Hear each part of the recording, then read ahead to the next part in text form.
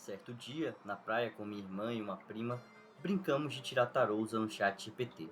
Dávamos as situações e indagações e ele tirava as cartas e explicava. Achei as explicações muito interessantes, ainda que limitadas pelo teor generalista do chat GPT sem os prompts e contextos muito complexos para fazer aquela tiragem. A gente estava apenas se divertindo, né? Jogando alguns prompts genéricos de tarô e lendo os resultados das perguntas. Embora, claro, quem me conhece sabe que eu não acredito em tarô. Outra vez, há alguns anos atrás, eu fui à casa de uma amiga de faculdade. Na época, ela estava super empolgada aprendendo a fazer tiragens, e ela me explicou muito do que sabia sobre as cartas. Eu fiz até umas tiragens experimentais. Achei muito intrigante, embora, como já dito, incrédulo. Normalmente, as pessoas marcadas pela incredulidade nutrem um escárnio e até um certo deboche por práticas como tarô ou astrologia. Acredito que já virou algo aderente ao perfil ateu cético, pois eu tenho algumas considerações diferentes. Eu hoje, quando presencio uma tiragem de tarô, ou um horóscopo, ou até uma descrição de tipologia como Enneagrama ou MBTI, tenho uma nova visão, focando no caso do tarô, a tiragem é aleatória, na minha visão, claro. E na minha cosmovisão não há nenhum aspecto estrutural da realidade que vincule o resultado da tiragem ao meu futuro, ou à resposta, ou ao futuro de qualquer pessoa que traga algum problema à tiragem, né, ao atendimento. Entretanto, o significado das cartas são minimamente moldáveis, o que permite a adaptação dos mesmos, no caso os significados, aos moldes do problema trazido, podendo no sentido ser apreendido ou não por quem vai, a pessoa que se consulta. E a depender desta apreensão, ter uma certa influência nas ações futuras e no futuro em si do consultante. Né? O consultante ele vai entender que aquele resultado das cartas tem alguma influência sobre o seu futuro e aquela compreensão vai influenciar o próprio futuro do consultante. Uma lógica meio que parecida com a ideia de profecia autorrealizadora. As cartas são fruto de um conjunto de sabedorias pré-científicas e são instrumentalizadas ludicamente em um jogo com o acesso envolto de um pensamento mágico, a fim de cumprir papéis terapêuticos ou introspectivos. O poder real das cartas está na capacidade do sujeito de contemplar e apreender os significados obtidos ao acaso, no caso em qualquer tiragem, os adaptando no que couber à sua psique e à sua situação. Tudo isso, no fim, é uma escolha que quem vai se consultar costuma já ter pré-estabelecida, devido à confiança no aspecto mágico e místico do jogo. O mesmo ocorre, respeitadas suas particularidades, com a astrologia, com as tipologias de personalidade, que por não se adequarem muito bem aos critérios epistemológicos científicos, eu definiria mais como uma sabedoria psicológica não científica aplicada, o que também envolve um pouco o tarô, mas enfim, a depender do discurso adotado, você pode chamar também de pseudociência, se propõe ser ciência e não é. E isso também, todos esses aspectos que eu falei sobre o tarô, também se aplicam ao sagrado, sobretudo em seu viés profético. Mas ok, eu propus que o jogo hermenêutico simbólico do tarô se aplica ao sagrado, mas para tentar fazer isso ter sentido é importante perguntar: o que é o sagrado?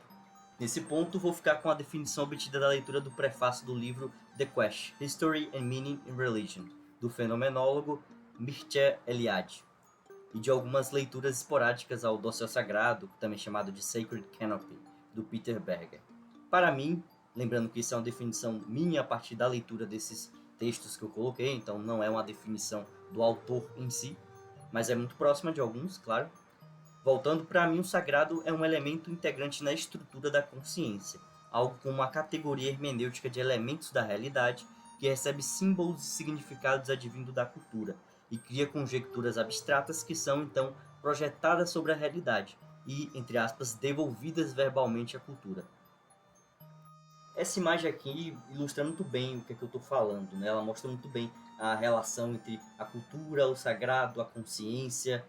Ou seja, as experiências do sagrado, entre aspas, existem em última instância dentro da... E por que experiências do sagrado, entre aspas, né? Porque quando a gente fala em experiências do sagrado, uma pessoa vendo de cara pode achar que eu estou dizendo que o sagrado é algo por si só, mas obviamente meu ponto vai ser melhor explicado com o decorrer desse ensaio. Mas enfim, essas experiências do sagrado, elas ocorrem dentro da consciência, é uma percepção que a princípio pode causar muito estranhamento, contudo penso que as pessoas se esquecem das fragilidades da percepção da realidade do homem saudável. ainda que esta seja, na maioria das vezes, suficientemente acurada, claro. A fragilização de nossa percepção da realidade é amplamente explorada em modalidades recreativas até hoje, como a hipnose, como a mágica, né, entre aspas, que é o nome que nós damos para o ilusionismo no geral. Na hipnose, que é muito conhecida por quase todos, e muitos tiveram experiências com ela ou conhecem quem as teve, eu, por exemplo, tenho uma anedota muito interessante sobre a hipnose. Né? Todo mundo dispensa explicações do que é a hipnose, mas o processo em si caberia ser melhor explicado por um hipnólogo de fato. Mas eu tive acesso a um caso envolvendo hipnose muito interessante, que me contaram um certo dia na faculdade, que eu não fui, um amigo nosso, ele tinha prática de hipnose, ele conseguia fazer hipnose, e ele fez algumas demonstrações junto lá na minha roda de amigos. E ele conseguiu fazer com que um dos meus melhores amigos fosse alvo dessa hipnose, e às vésperas da Copa do Mundo de 2018, ele foi induzido a ver um outro amigo nosso da sala como se estivesse vendo Tite. E anos retomando esse fato, perguntando o que aconteceu, e sempre quando eu indago, ele sempre insiste na frase, abre aspas, claro, ele fala isso com palavras diferentes, talvez, mas ele sempre diz que sabia que Titi não estava lá, mas o viu, de certa forma, foi induzido a vê-la, foi induzido a agir como se tivesse visto, de certa forma, por mais que no fundo ele disse que sabia que Titi não estava lá. Outro exemplo, mais prático, entre aspas, da fragilização da nossa percepção da realidade é o ilusionismo. Aqui eu poderia citar o exemplo clássico de Harry Houdini, mas eu lembro muito do mágico Dynamo. Conhecido pelas suas grandes apresentações de rua, Dynamo possuía um show televisivo documentando suas mágicas, o qual eu, meu pai e minha irmã costumávamos muito assistir. Dentre as mágicas há o ilustre feito de simular uma caminhada sobre as águas do Tâmisa. Familiar, não é mesmo? Obviamente, as mágicas, entre aspas, do Dynamo são armações. Ele sabe disso e não é muito difícil encontrar vídeos na internet de mágicos explicando o funcionamento de seus próprios truques, que quando executados com exima destreza e prestidigitação, nos fazem suspender ou considerar a suspensão dos mecanismos ordinários percebidos na realidade. Por fim, eu diria que o sagrado também é uma categoria de apreensão e interpretação dos fatos advindos da realidade, em diálogo aberto com a cultura. Fruto de tal categoria surgem experiências que nos distanciam da aferição ordinária dos mecanismos de funcionamento da realidade, operados na consciência, muito provavelmente de forma similar à incidência da hipnose e à apreensão da mágica. Particularizando a experiência do sagrado e a construção do sagrado religioso, me vem a ideia de destrinchar seus principais elementos, pelo menos os percebidos dentro do contato que tenho com as religiões. Estes elementos, ao meu ver, seriam mito, rito e magia. O mito seria, em minhas palavras, a aderência a um conjunto de fatos narrados e repassados. A aceitação daqueles fatos, ainda que em uma esfera não inteiramente literal, acaba sendo um componente identitário para a comunidade fundante sobre este mito. Nesta definição, poderíamos desambiguar os mitos em várias facetas, como os mitos políticos, como o mito de fundação de nações, e até mitos em tradições familiares, como a história do surgimento de alguma família. Eu costumo fazer até uma analogia com a história de como um casal, um caso que eventualmente venha a virar pai e mãe, se conheceu. Quando essa história acaba surgindo em nossa seio familiar, nós não costumamos questionar muito, só aceitamos essa história e damos um valor sentimental e identitário àquele relato. Claro, eu estou fazendo uma mera analogia, não daria para configurar isso como um mito, mas o mito tem muito disso, de você aceitar uma narrativa pelo valor identitário que ela tem, sem necessariamente fazer um juízo crítico dos fatos narrados. Logo, o fator unificante nessa definição de mito é que a aceitação da narrativa não é condicionada à aferição de sua veracidade, como já venho falando, mas sim no seu valor como aspecto fundante da comunidade que o adere. Como eu já falei, também dei o exemplo da questão familiar. Mas aí me surge uma questão muito interessante, né? Uma pergunta que muitas pessoas fazem. Mito é mentira? É uma pergunta difícil, eu diria que nem sempre em um sentido de mentira deliberada, como uma manifestação de desonestidade, mas talvez mentira em um sentido de uma conjectura de fatos inverossímil, que ainda que diante de indícios de sua inverossimilhança com a realidade, será reforçada e propagada. Como eu disse, o mito ele não é... A pessoa que adere ao mito não adere por uma aferição crítica dos elementos factuais narrados e a sua correspondência com a realidade, mas por uma noção de pertencimento à comunidade fundante ou à comunidade propagadora do mito. Muitas pessoas crédulas tendem a defender a veracidade dos mitos com o famoso argumento de que uma mentira não influenciaria tão fortemente as pessoas. Isso é muito comum, claro, na apologética cristã. Assim, analisando esse argumento, é uma afirmação falsa, claro. Na verdade, nós seres humanos somos muito influenciados pela habilidade de se propagar histórias inverossímeis para fins recreativos, como fica evidente no caso da literatura, das narrativas lúdicas, RPG, jogos e etc. E sobretudo no cinema, uma indústria que hoje soma arrecadações bilionárias. É uma das indústrias que mais arrecada. As pessoas pagam para ver histórias que não são reais. As pessoas realmente mudam suas vidas com base em histórias que elas sabem que não são reais. Imagina em histórias que elas não sabem se são ou não são reais, ou que são propagadas como se reais fossem, mesmo não sendo. E outro ponto muito importante a se destacar é que nas religiões surgem as doutrinas como complementares ao mito. Essas se sustentam sobre o mesmo, no caso o mito, e costumam solidificar aspectos relevantes em sua estrutura, clarificar possíveis incongruências e converter narrativas em normatizações, muitas vezes dando um reforço argumentativo retórico ao mito, e muitas vezes propagando esse mito como se verdade fosse. Essa é talvez uma das maiores diferenças da instrumentalização do mito dentro do contexto religioso. O rito, por sua vez, seria para mim um conjunto de elementos sensoriais e intelectivos apresentados ou performados de forma a separar uma experiência da totalidade mundana de experiências. Eu sou advogado e no direito nós costumamos dar muito valor aos ritos. Isso acaba dando uma aura quase que de temor ou admiração quase sacra à nossa atuação. Talvez hoje um pouco menos, claro. Mas ainda assim, muitas pessoas costumam dar mais valor de veracidade a algo que um juiz de direito diz, por exemplo, ao invés de um político. Isso porque os ritos na política caem num lugar de maior banalidade, ao passo que o direito ainda tenta se amarrar, se agarrar a performance regular e restrita dos seus ritos de funcionamento.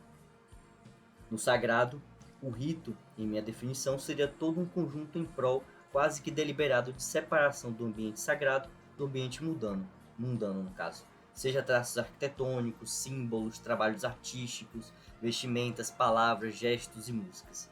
A operabilidade desses elementos, seja em atividades ritualísticas ou diversas, será também padronizado em cada comunidade, se tornando também um elemento de identidade e diferenciação entre as comunidades em si. Um ponto interessante é que muitos hipnólogos apontam como um fator importante no sucesso da hipnose, além da confiança de quem a performa, o saber, entre aspas, vestir a roupa de mago. Que além da própria confiança em si é saber transportar a pessoa para fora do mundano, ou seja, mais uma ocorrência recreativa da instrumentalização do rito. Já a magia, entre aspas aqui, porque eu já usei magia como sinônimo de ilusionismo, mas aqui eu não estou usando nesse sentido, seria como se fosse uma cola entre esses dois elementos anteriores, né? No caso, o mito e o rito, a fim de conjugá-los no sagrado religioso. E o que seria essa magia? No caso, diferente da magia que eu usei lá como ilusionismo, seria a aplicação do pensamento mágico, a fim de conceber elementos estruturais da realidade, operados pelo conjunto mito e rito, a fim de produzir uma externalização ou efeito desejado no mundo material. Como exemplos de magia temos vários no caso, né? O uso de sacrifícios, ou a barganha junto a, entre aspas, entidades, ou espíritos, ou deuses, enfim, para conseguir algum tipo de auxílio, o ímpeto em buscar acesso a adivinhas, videntes, profetas, para acessar o futuro, ir a um pastor esperando alguma cura espiritual, ou exemplos até mais extremos, no caso, buscar como objetivo o escape da materialidade, vias práticas e concepções místicas como a reencarnação, ressurreição, salvação. Isso tudo parte de uma ideia de pensamento mágico, de que existe uma operalização de mito e rito a fim de produzir um resultado factual, concreto e desejado.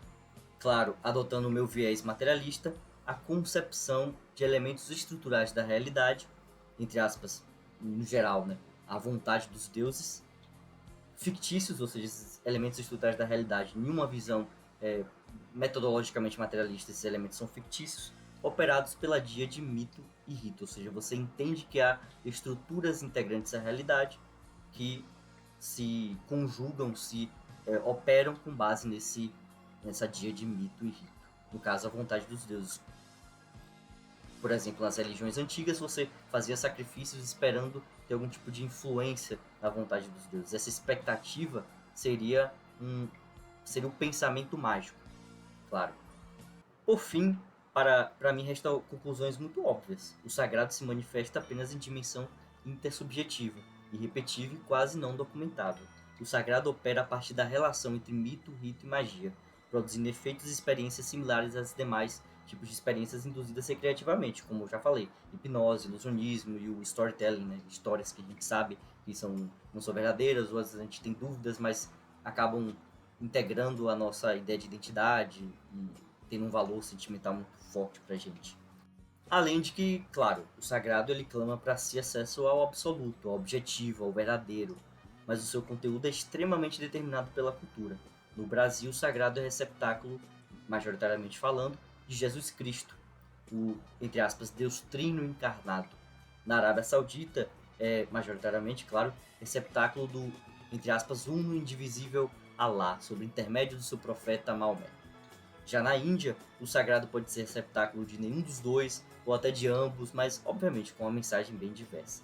Logo, constituindo-se como cultura, disseminando-se como cultura, porque o sagrado religioso não é em si cultural. E aqui quando eu digo sagrado religioso, eu digo conteúdo desse sagrado.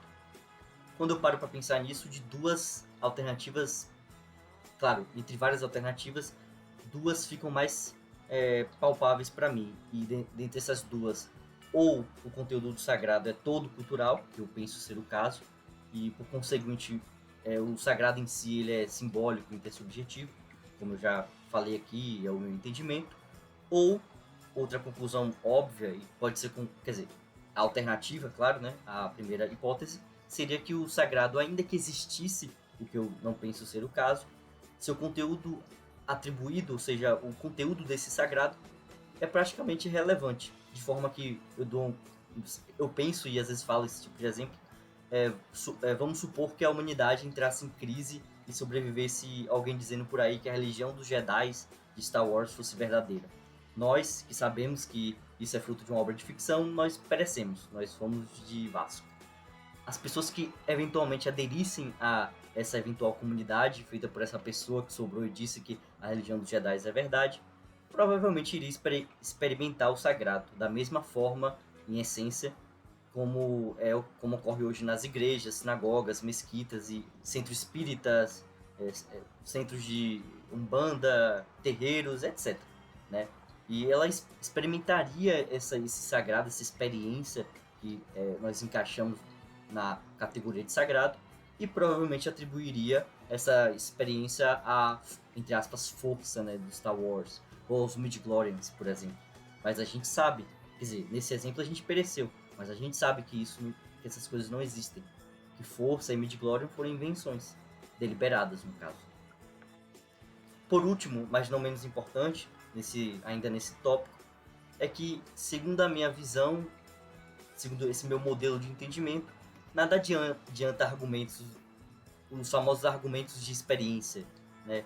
Ah, mas eu vi o vulto ontem em casa, mas Chico conversou com o espírito, não, mas Paulo viu Jesus, Arjuna conversou com Krishna, e etc e tal. Afinal, como eu já disse anteriormente, meu amigo viu Tite em plena faculdade de Direito, e não há nenhum desenvolvimento doutrinário e filosófico para dizer que aquele Tite é uma manifestação do absoluto, do divino, da trindade, do orixá, do espírito, de qualquer outra coisa, pois nós socialmente relegamos o espaço recreativo para aquela experiência de hipnose. Mas sei que dentro da igreja, com a roupa de mago do clero, o rito, o mito e a magia, as regras do senso crítico mudam. Para a maioria das pessoas, claro. E mais uma vez, voltemos à imagem que eu trouxe um pouco mais atrás, desse contato entre cultura, realidade, sagrado. Então, é a imagem que eu fiz assim, de forma até um pouco experimental, mas eu acho que consegui passar bem essa visualização do que passa na minha cabeça e essa concepção do que seria o sagrado. Veja que o sagrado, como experiência, ele é produzido dentro da consciência. Eu até coloquei nesse quadrado. Porém, passados esses detalhes conceituais, nos perguntaríamos de onde vem esse sagrado? No caso, o conteúdo, né? A experiência, a capacidade de ter essa experiência, a capacidade de criar esses conteúdos. Reiterando, o conteúdo ele é cultural, até então, como vimos. Mas a capacidade de criar esse conteúdo, de onde vem? De onde vem a voz de quem alega escutar os murmúrios, orientações ou os sermões dos deuses? Para entendermos a origem do pensamento religioso, devemos regredir ao nosso, aqui no caso usado como alcunha, Adão. Esse Adão seria um indivíduo que, se transportado no momento de seu nascimento para os dias de hoje, conseguiria se desenvolver como, entre aspas, um humano moderno funcional. Estaria esse indivíduo fora da nossa espécie, Homo sapiens? Bem, provavelmente não. Talvez os próprios primeiros membros de nossa espécie ainda não poderiam ser criados conosco a fim de se tornar um humano moderno funcional. Talvez a mente humana moderna, e quando eu digo moderno, digo das últimas dezenas de milhares de anos, tenha se desenvolvido em pequenos passos. Talvez o primeiro passo já tenha sido uma seleção cognitiva voltada ao incremento da percepção e engenhosidade que se exigia na vida arbórea. Escolher as frutas certas, escolher qual galho se pendurar, saber onde os predadores estão, assim, também desenvolvendo mãos que permitiam cada vez mais um ajuste fino dos movimentos e cada vez mais agência ao cérebro.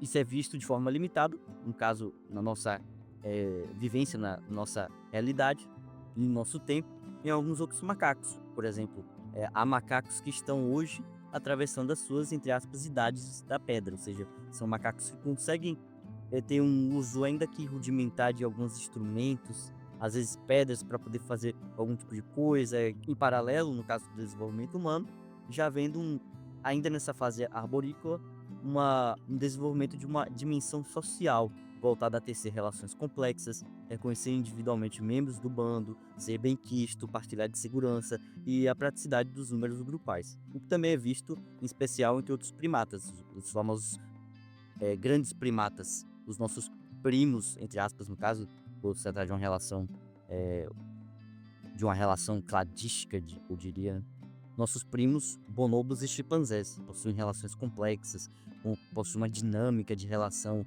de membramento, de comportamento de grupo, e isso pode nos dar algumas pistas desses primeiros passos adotados, pelos ancestrais em comuns entre eles e os nossos, no desenvolvimento da consciência. Com a perda da vida arborícola, independente de qual tese você adote, a tese das mudanças climáticas, que transformaram ambientes de mata fechada cada vez mais em savanas, mas dentro desse contexto, possivelmente nós fizemos uma troca cognitiva, talvez até sacrificando alguns atributos, como memória visual a curto prazo, já que chimpanzés parecem dominar mais que nós. E para isso, há até um vídeo muito interessante de um canal muito famoso aqui no YouTube, que trata dessa questão da memória a curto prazo dos chimpanzés com exemplos muito concretos, muito bacanas.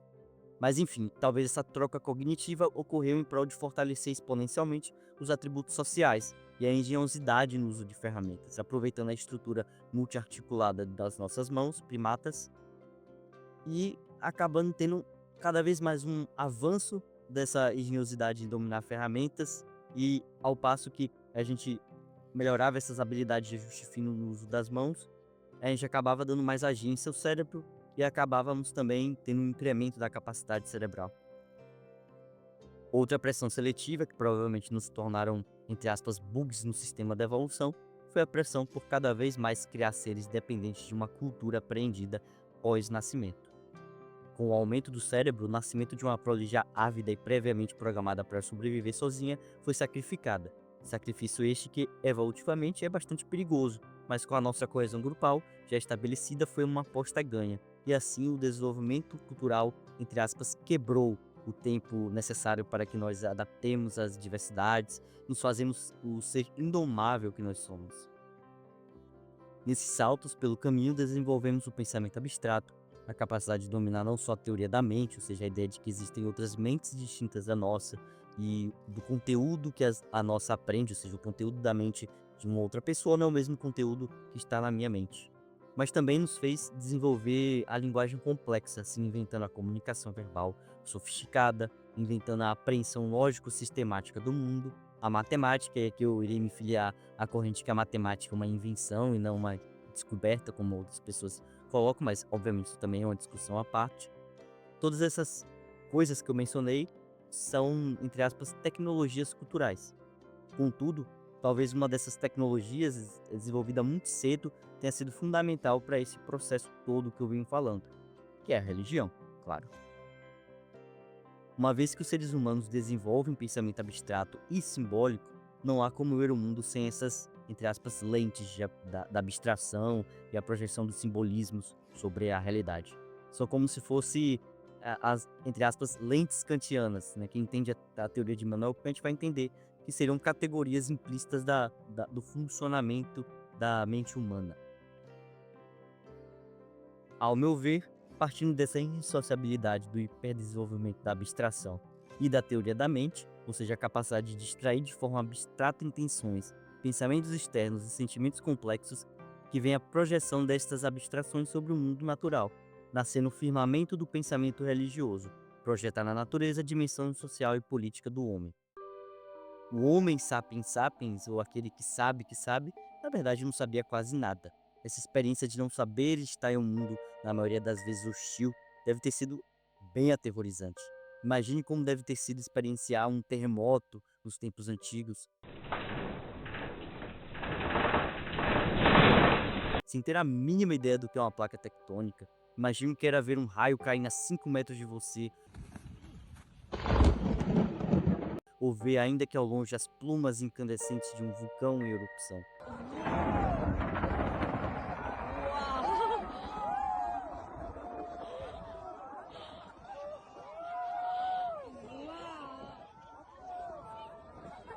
O que era ouvir o farfalhar de folhas no escuro de uma noite sem luar, aguardar a emboscada de um predador e nada acontecer. Viver na aurora da humanidade provavelmente foi uma experiência aterrorizante e os homens passavam por ela com o que tinham, com as lentes indissociáveis do pensamento abstrato e simbólico. Penso que como uma estratégia de enfrentamento deste terror de um mundo ativo, pulsante, perigoso e incompreendido, que nasce o clamor religioso, que nada mais é que a projeção de categorias antrópicas, sociais e políticas no mundo natural que é apolítico. O farfalhar das folhas no escuro sem causa aparente, os olhos curiosos dos, entre aspas, espíritos, um raio caindo em sua dimensão, algo que até então seria inexplicável para um homem, entre aspas, primitivo, o poder de uma divindade colérica, a morte vinda atrozmente, seja pela fome, frio ou predação, o desfavor dos deuses nos consumindo. Não só o medo pode ter sido o motor do pensamento religioso, mas a contemplação também. Ver um céu noturno no Paleolítico, colorido com várias nebulosas visíveis, ornamentado com várias estrelas, que juntas fazem formatos curiosos, um urso, um caçador e mais combustível para a vívida projeção de categorias antrópicas no mundo natural. Uma vez embrenhados nessa forma de ver o mundo, os humanos respondem respostas que buscam, entre aspas, controlar este mundo hostil, seja sacrificando animais ou até pessoas para oferecer sangue ao apetite feroz dos deuses, seja ritualizando vários momentos da vida, o que retribuía em senso de identidade e coesão social, com uma fortíssima tecnologia cultural desenvolvida, lembrando aquilo que a gente falou lá atrás do rito. Mas, como sabemos, o pensamento e o viver religioso consistia na tentativa de tecer relações políticas com o mundo, visto que a política é uma dimensão abstrata advinda de uma, entre aspas, funcionalidade ativa essencialmente humana. Nos constituímos humanos fazendo política. Somos os animais políticos de Aristóteles. Consequentemente, como uma abstração hermenêutica e política em si, o pensamento religioso vem a moldar também as próprias relações políticas entre humanos, ou seja, não é só uma projeção dos humanos para com a natureza. Aos poucos, dando nome e razões para quem luta, para quem caça, para quem planta e para quem manda. Ou seja, o saber religioso, entre aspas, o conteúdo das religiões acaba ditando o tecido autoritativo, normativo das comunidades humanas. Pensando no desenvolvimento da mente humana em meio a este pensamento religioso, não poderia deixar de mencionar a atitude de mera hipótese, mas uma hipótese muito interessante que a gente vai adentrar agora, a tese do psicólogo americano Julian Jaynes. Antes de adentrar nessa teoria, imaginemos como funciona a experiência da consciência ou ciência dos animais. Alguns teóricos dizem que os animais devem viver em um estágio quase que próximo aos nossos sonhos, onde os acontecimentos são aprendidos quase que sem consciência, aspectos como passagem do tempo são vagos e que as ações chegam ao sujeito quase que como comandos externos. Agora pensemos que a consciência humana provavelmente emergiu deste estado, entre aspas, primitivo de consciência experienciado pela maioria dos animais. Talvez menos em alguns animais, como os outros primatas, corvídeos, como eu já citei, e os cetáceos, que são animais também muito inteligentes. Voltando, James diz que a mente humana teria sido bicameral nesse processo de diferenciação, nesse processo de afastamento da experiência consciente animal. Nessa mente bicameral, um lado, ou seja, uma câmera, mandava e comunicava comandos, e o outro lado escutava, interpretava esses comandos e executava. Ele diz que, apesar de hoje termos esses dois lados entrelaçados pelo ego, ou seja, nossa noção de unidade e identidade, os antigos não tinham chegado nesse estágio de desenvolvimento psicológico. Que os antigos, no caso, poderiam ouvir comandos ou volições como se externos fossem em relação à sua mente, que escuta e obedece, os projetando e interpretando como, entre aspas, comando dos deuses. Isso, na visão de James, explica a forma como os autores homéricos abordam a influência dos deuses como portadores de estados psíquicos e volitivos humanos em seus textos. No caso, principalmente a Ilíada.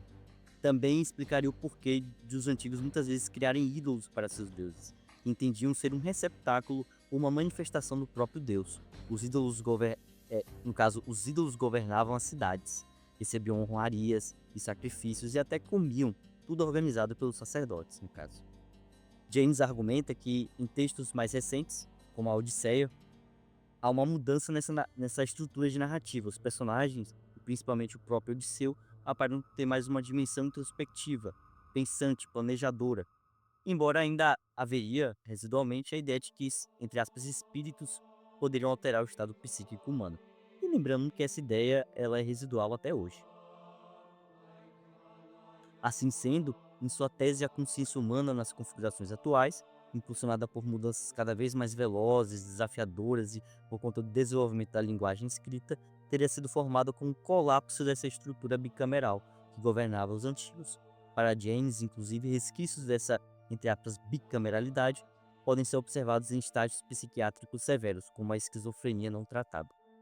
Pessoalmente, eu sei que a tese do Julian James é ousada. Não seria ingênuo de comprá-la totalmente, né? De assumir que ela é verdadeira. Contudo, eu penso que talvez de fato a formação da mente humana atual, com um ego bem estruturado e capacidade de abstrações complexas, tenha se formado com sucessivos saltos. Talvez sendo realmente o caso dos antigos, não como um modus operandi contínuo, mas com uma maior predisposição a ouvirem esses comandos externos e ter, entre aspas, contato com essas entidades mentais não abarcadas pelo ego, seja recebendo as suas volições, seja realmente escutando em alucinações auditivas ou alucinações visuais. Eu também acrescento, claro, que o contato com essas, entre aspas, entidades existe até hoje. Por exemplo, quando dormimos e sonhamos que estamos conversando com outra pessoa. A experiência de conversar com a outra pessoa num sonho é como se de fato houvesse uma pessoa ali, com seus próprios pensamentos e vontades. Não é a mesma experiência como se fosse uma conversa interna, com nós mesmos, como eu posso estar fazendo aqui. Além do mais, essa capacidade de contatar essas, entre aspas, entidades, que normalmente assumem formas familiares, sobretudo em sonhos, pode ter sido um dos grandes motores do pensamento religioso, uma das formas iniciais de fornecer conteúdo às religiões através do culto aos antepassados. E a própria, entre aspas, manifestação dessas personas religiosas que eventualmente poderiam ter se desenvolvido nas primeiras divindades cultuadas. Como dito, James argumenta que a resolução de problemas complexos levou ao colapso da mente bicameral. Eu já diria que talvez a resolução de problemas complexos até hoje nos leve a resquícios deste, entre aspas, pensamento bicameral. Tratarei disso com dois exemplos muito interessantes. O primeiro é o caso do matemático indiano, e aqui me perdoem se eu errar a pronúncia, provavelmente eu vou errar a pronúncia, mas o matemático indiano Srinivasa Ramanujan, ele alegava receber fórmulas matemáticas em sonhos advindos de sua divindade familiar. No caso, essa divindade familiar, chamada Namagiri Tayar, ela fornecia essas fórmulas a esse matemático, nesses sonhos, nesse contato nos sonhos. Claro, esse exemplo é muito interessante, porque para os que veem a matemática como uma linguagem lógica de Deus, aqueles que argumentam que a matemática é algo descoberto e não é algo inventado, é interessante pensar um pouco nesse exemplo, porque não, assim, por que não, a partir dessa visão, dar um pouco mais de credibilidade às crenças hindus, já que uma divindade hindu decidiu se revelar por fórmulas matemáticas ao invés de textos antigos. Mas não sejamos pitagóricos, isso foi apenas uma pequena provocação. Outro exemplo é um caso mais particular. Lembro que em uma reunião familiar, uma parente minha alegou ter recebido nossa falecida avó em um sonho, o que a ajudou a tomar uma decisão importante naquele contexto. Obviamente que não fui o ateu chato de invalidar o relato dela, mas ao meu ver um exemplo claro de acesso a uma projeção psíquica como instrumento de tomada de decisões difíceis. Na hora, obviamente eu não pude segurar a relação com a tese do Julian Jaynes, claro que internamente. Eu pensei muito nessa questão do início do culto aos antepassados, através talvez de um acesso a um resquício de mente bicameral ou algo próximo disso, para a tomada de decisões difíceis em que uma entidade psíquica apartada do ego se manifestava, talvez para a maioria em sonhos, mas talvez para uma minoria em próprio estado consciente, fornecendo conteúdos, dicas, e participando desses processos resolutivos e de acesso à sabedoria, conhecimento, dando substrato para talvez a formação das primeiras divindades. Por fim, penso ser plausível que os antigos eram de fato mais predispostos a essas experiências que até hoje ainda existem aos montes, como eu já disse, afinal, não mudamos tanto.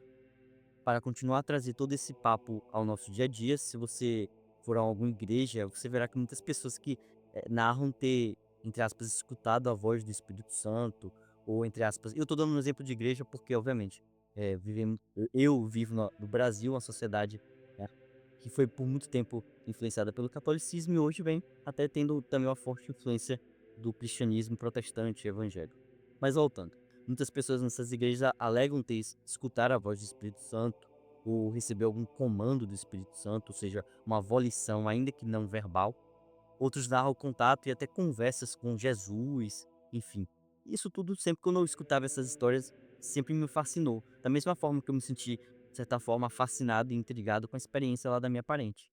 E claro, na minha perspectiva, na minha lente do materialismo metodológico, nada disso existe. A pessoa está tendo apenas uma conversa com uma abstração de sua mente, uma projeção do que ela aprendeu como Jesus, fornecido pela cultura, lembrando daquela imagem que eu disse lá atrás. Eu gosto de usar a analogia do filme Inception, por exemplo, quando os protagonistas conversam com as personagens contidas nos sonhos de um do outro, né? Ou seja, aquilo não é a pessoa em si, aquilo é uma projeção do subconsciente da pessoa que detém aquela mente de algo como ela acredita que aquilo é, né? Ou seja, o Jesus do subconsciente, o Jesus que vai aparecer no sonho de um cristão vai ser o que o cristão interpreta como Jesus, que ele recebe da cultura. Agora, algo que me deixa ainda mais intrigado é em que ponto se tornou perceptível que essas vozes, entre aspas, eram internas. Talvez no período axial, lembrando que o período axial é o período entre 800 a 200 anos antes de Cristo, que surgiram simultaneamente em várias regiões do mundo as principais tradições filosóficas e religiosas que moldaram o nosso pensamento atual, os inícios da filosofia grega, o zoroastrismo, o budismo também acaba se aproximando um pouco desse período. E eu digo o budismo porque o budismo ele vem de uma cisão do brahminismo lá da região do subcontinente indiano, ou seja, o desenvolvimento do brahminismo e o desenvolvimento dos hinduísmos, e uma vertente que acabou dentro daquela matriz se distanciando e gerando o budismo, o jainismo, por exemplo. Isso tudo ocorre dentro desse recorte de tempo, que é mais um recorte abstrato, é uma visão que os pesquisadores atuais têm, que é o período axial. Mas enfim, talvez essa percepção de que essas vozes eram internas poderiam ser datadas já dos questionamentos de Sócrates e Platão. E aqui, claro, eu vou deixar sobre a liberdade de quem me escuta, se você considera que Sócrates realmente existiu, se ele é realmente um personagem de Platão. Mas enfim, tanto Sócrates como Platão eles chegam a questionar os deuses gregos. Seria esse questionamento já uma, entre aspas, evidência dessa percepção de que as vozes eram internas? De qualquer forma, parece que com o passar do tempo, o próprio clero tenha caminhado para um entendimento menos corpóreo de suas divindades. Talvez uma maneira genuinamente engenhosa de acomodar mentalmente o pensamento religioso em um mundo percebido de forma, entre aspas, não bicameral. Ou já mentiras deliberadas para manter o poder simbólico através do mito, talvez, enfim. E claro, com o passar dos séculos, talvez foi o clero cada vez mais se tornando hábil em explorar as brechas na apreensão do real, mesmo em mentes racionalizadas, com o uso dos elementos que já vimos, mito, rito e magia. Cada vez mais imbuindo a experiência religiosa com tons de mistério e a afastando, entre aspas, racionalmente, do mundano. E então temos a mente humana moderna. A partir daí, apesar do pensamento religioso estar bem consolidado, nós nos aventuramos a explicar o mundo, criando e usando o pensamento filosófico.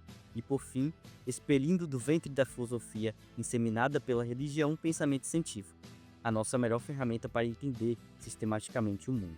Mas como dito, a experiência religiosa já estaria tão bem consolidada em nossa cultura, protegida pela esfera do mistério e defendida por séculos de mais alta retórica e pensamento filosófico, que o desenvolvimento da ciência e a evidente superveniência materialística inerente ao mundo não necessariamente desconstituiu o espaço do religioso na maioria das mentes, recepcionados na consciência através das mais várias estratégias cognitivas, argumentativas, retóricas, até hoje, claro.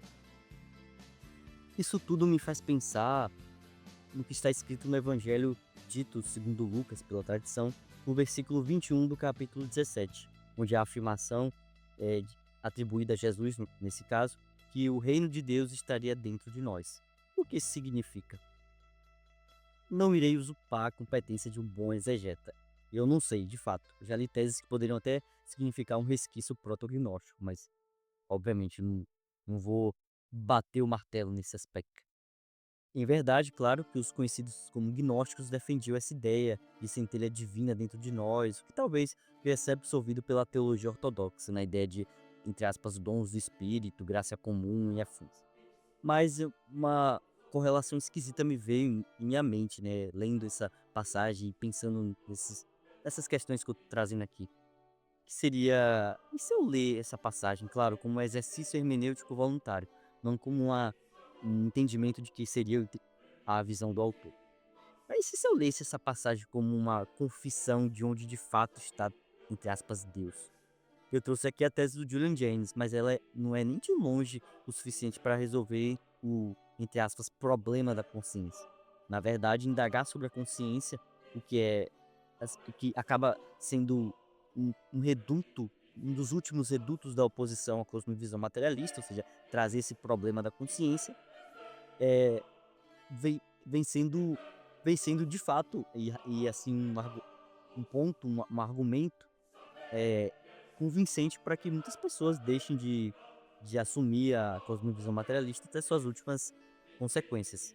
Há teólogos que tentaram se esvair dos conteúdos culturais para estabelecer um firmamento do divino em algum aspecto de consciência, ou alma, ou mente humana. Muitos destes caminharam a par com acusações de heresia de suas respectivas religiões. Como exemplo disso, eu traria o Al-Hallaj, com a sua declaração de "eu sou a verdade", lembrando que Al-Hallaj seria um mestre sufi islâmico acusado de heresia e executado. Outro pensador que me vem à mente é o famoso mestre Eckhart e o seu conceito de Grund, ou seja, uma essência ou uma forma de presença divina nos confins da alma humana, no firmamento, no ground da alma humana.